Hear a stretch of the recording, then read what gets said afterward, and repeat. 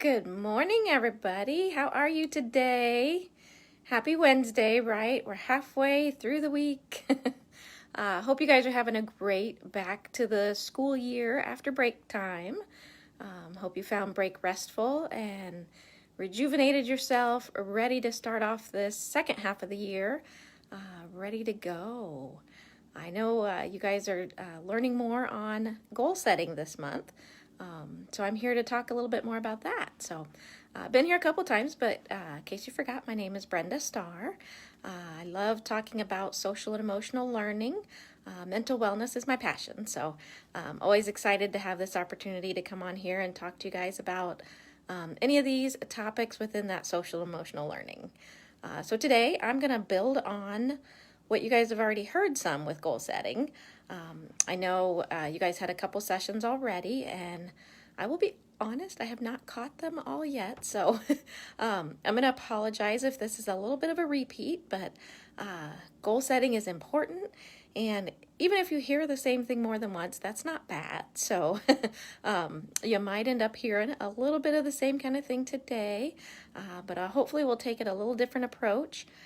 Maybe some things that you can incorporate with your students as you're working on goal setting for this second half of the year with your students. So again, hopefully some new and different info for you guys. So I do think I noticed earlier in one of the sessions when I think it's Ashley was talking about creating SMART goals. So I am assuming you guys have all at least heard about SMART goals, have an understanding on SMART goals, but I did at least want to bring that up because that's a very effective method for setting goals, to use that SMART goal framework.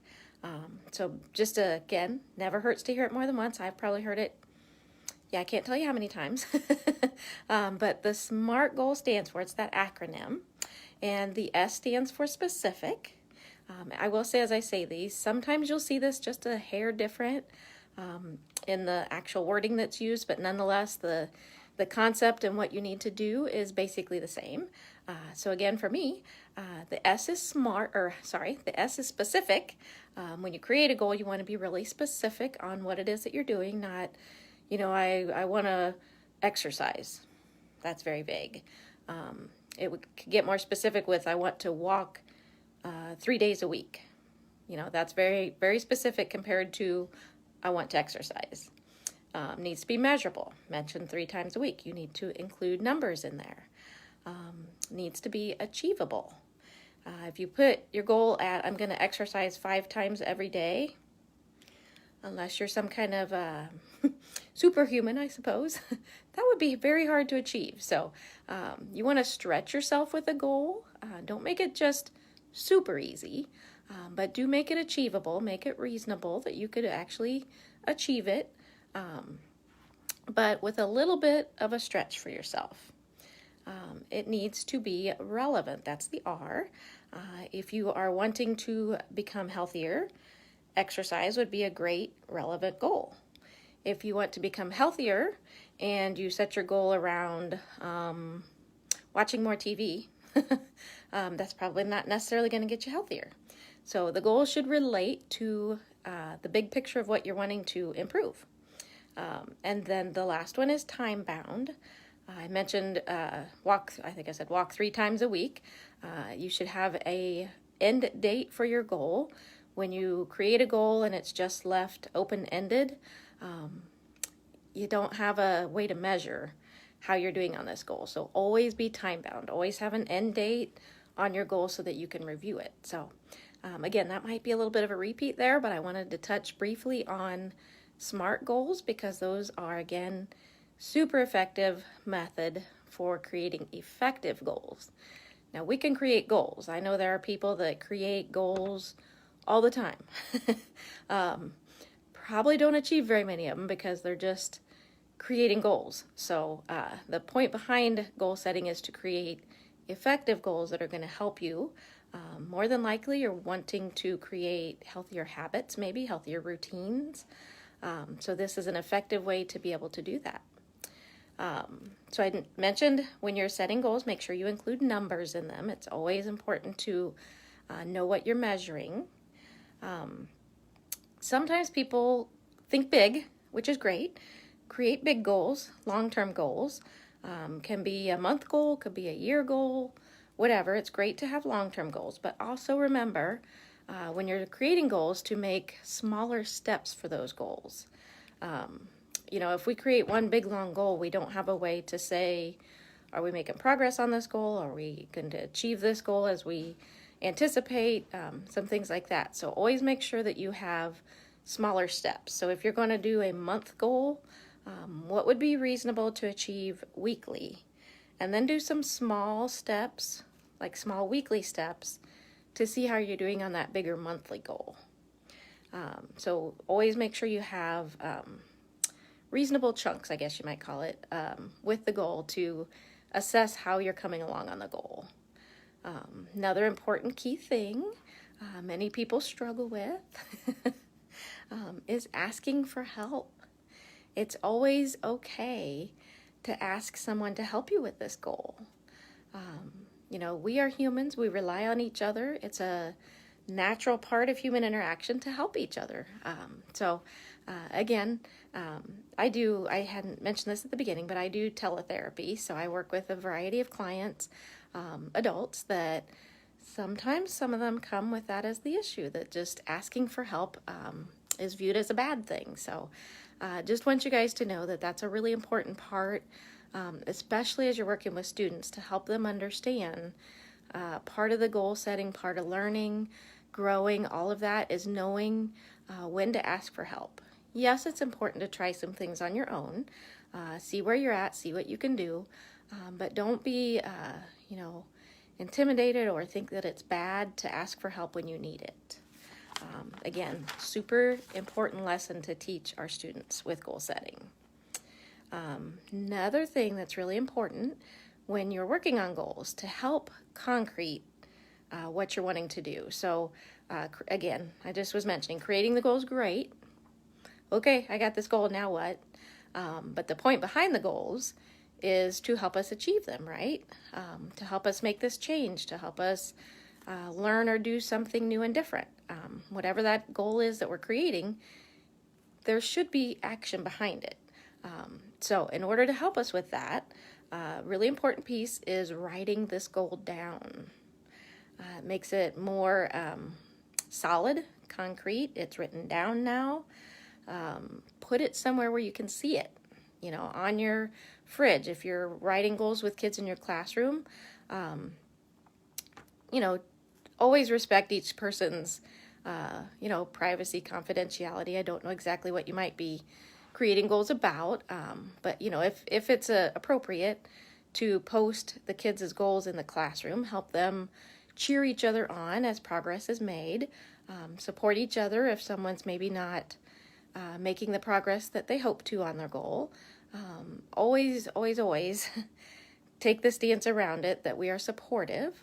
I have seen it sometimes where kids make fun of the one who's not making progress.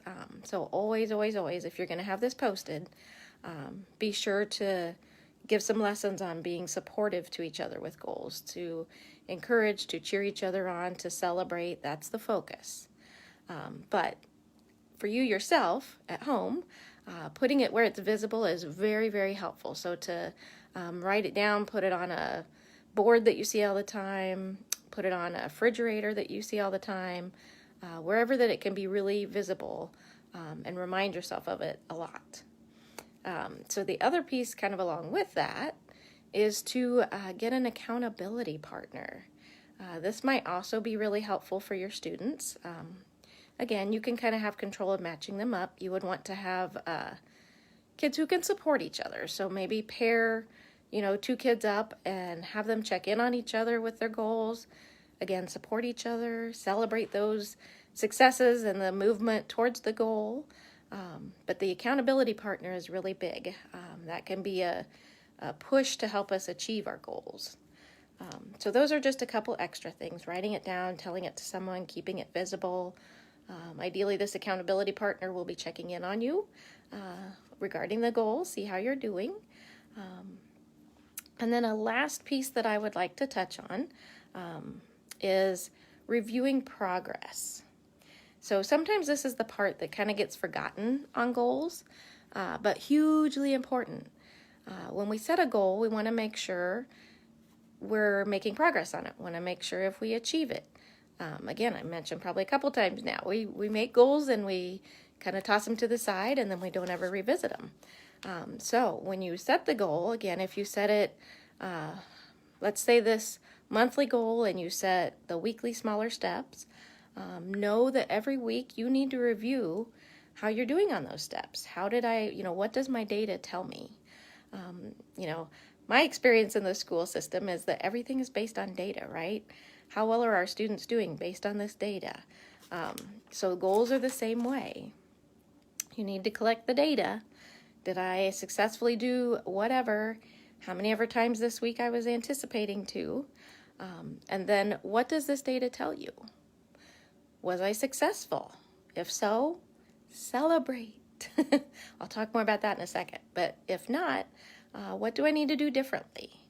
So when we're thinking about that monthly goal, if we don't weekly see how we're doing and make changes along the road as we need to, then we might end up in even what you might call a worse spot at the end of the month. So weekly, if I didn't achieve my goal this week, that's okay. Why not? What went on? Let's look at it. Let's review what might have impacted it. Maybe there were special circumstances. Maybe we didn't feel well. Maybe whatever happened that impacted us. And so what do I need to adjust? And then so in order to still meet that monthly goal, maybe for these next 3 weeks, 2 weeks, how many ever weeks is left of the month, I can readjust the goal and still meet my monthly goal. So that's kind of what can help keep you on track toward that bigger goal when you need to achieve a bigger goal in a longer time frame. I mentioned that celebration point. Huge, huge, huge to celebrate.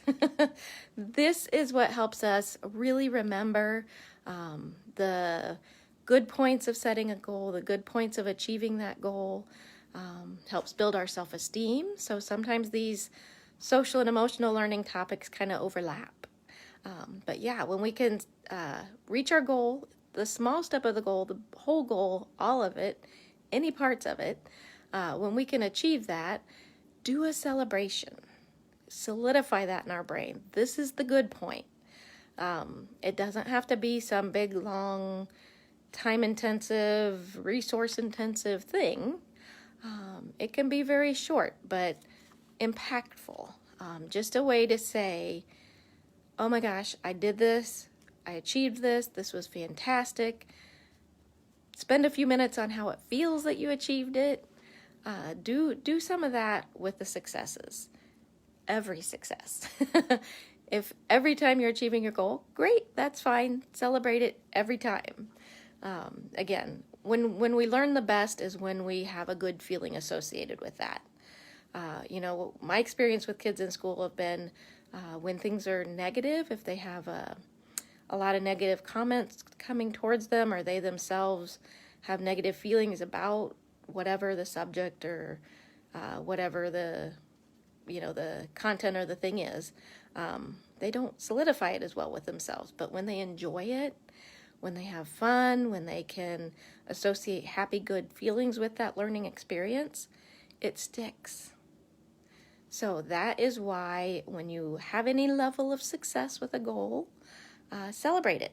Even if when you're looking at that weekly milestone, if you didn't fully get it, but you did in some ways, celebrate the some ways that you did, and then what do we need to do different again about those that we didn't. So on that, that is the main insight I have today around goal setting. I hope those tips are helpful for you guys. Whether you're setting goals for yourself, setting goals for students, all the above. Anyway, I wish you guys a great rest of this year. I hope your year's been going well. In the years past, I've been in the schools. I was a school social worker for 16 years, so been in the school some. Know this feeling of coming back after break, refreshed, but yet knowing we still have a half a year here yet to go. So savor that feeling refreshed for a while. Take each day as they come. Again, I mentioned how the social and emotional learning kind of intertwines, so practice some of the mindfulness stuff that we've talked about. When the rest of the year feels big and overwhelming, come back to present moment. What do I know today, right here, right now, to help me manage today? So again, wishing you guys good luck for the rest of the school year. And I hope things all go well. I believe this is my last time maybe to be on here talking with you guys. So it's been a pleasure. Thank you, Anna and Mallory, for letting me come on here and talk with everybody. And again, I just wish you guys well the rest of the school year. Let me know if there's any way I can be of assistance. Please feel free to put comments on the video here. I'll be happy to come back and answer any questions around goal setting, or feel free just to reach out to me if you have any questions as well. All right, you guys take care. All right, bye.